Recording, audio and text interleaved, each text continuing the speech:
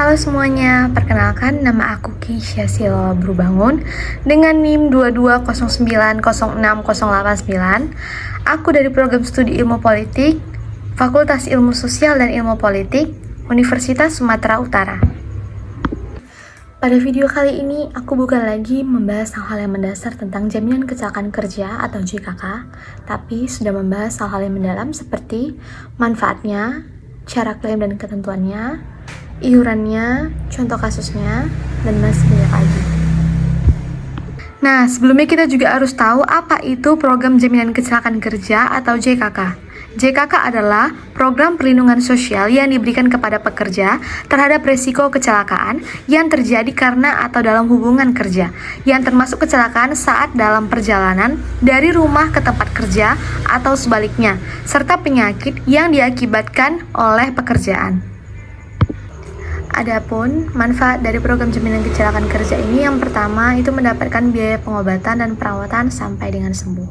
Yang kedua itu mendapatkan santunan sementara tidak mampu bekerja, upah pengganti selama masa pemulihan. Nah, yang ketiga itu santunan sisa tetap. Nah, yang keempat itu santunan kematian bagi ahli waris serta biaya pemakaman.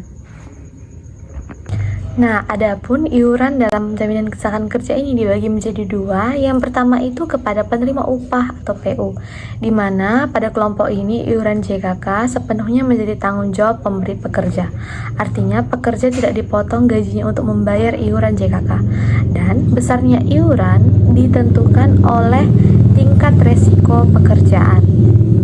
Nah, adapun yang kedua ini iuran JKK bagi bukan penerima upah atau BPU. Nah, di mana ini pada pekerja mandiri atau pekerja informal yang tidak menerima gaji dari pemberi kerja.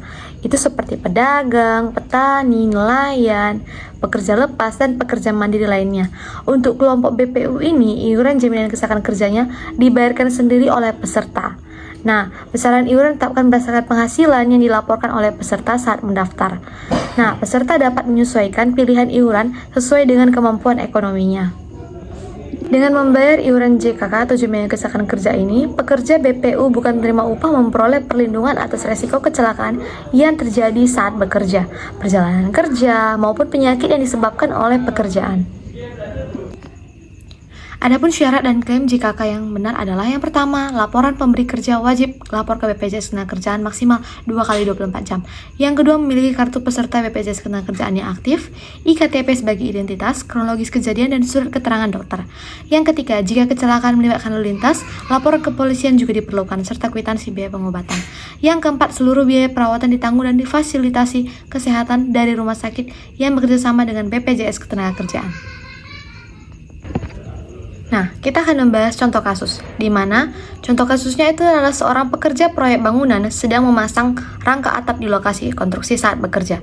Ia terpleset dan jatuh dari ketinggian sehingga mengalami patah tulang. Kejadian tersebut terjadi saat jam kerja dan di area proyek. Kondisinya termasuk kecelakaan kerja sehingga pekerja berhak mendapatkan perlindungan dan manfaat dari jaminan kecelakaan kerja dari BPJS Ketenagakerjaan seperti perawatan medis dan santunan selama tidak mampu bekerja. Selanjutnya kita akan membahas mitos versus fakta. Mitos, BPJS Ketenagakerjaan hanya untuk pekerja kantoran. Faktanya BPJS Ketenagakerjaan tidak hanya untuk pekerja kantoran, pekerja informal seperti pedagang, petani, nelayan, dan masih banyak lagi. 2. Mitos, pekerja mandiri tidak perlu BPJS Ketenagakerjaan.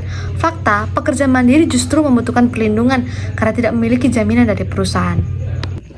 Mitos, klaim BPJS Ketenagakerjaan sulit dan sangat berbelit-belit. Faktanya, proses klaim relatif mudah jika persyaratan dipenuhi. Saat ini, klaim juga bisa dilakukan secara online melalui aplikasi Jamsostek Mobile atau JMO dan layanan lapak asik, sehingga lebih cepat dan lebih praktis.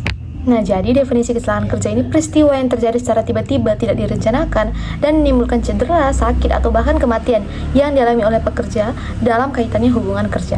Nah, maksud dari penyakit akibat kerja atau PAK adalah penyakit yang timbul akibat paparan faktor resiko pekerjaan dalam jangka waktu yang tertentu. Penyakit ini tidak terjadi secara tiba-tiba, tapi berkembang karena aktivitas kerja atau lingkungan kerja, seperti paparan debu, bahan kimia, kebisingan, getaran, atau posisi kerja yang tidak terergonomis.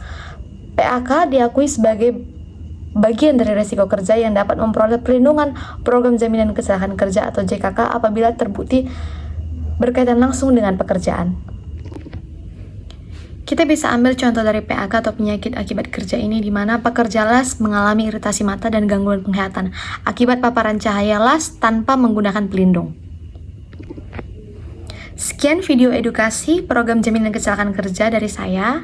Semoga bermanfaat. Terima kasih, sampai berjumpa kembali.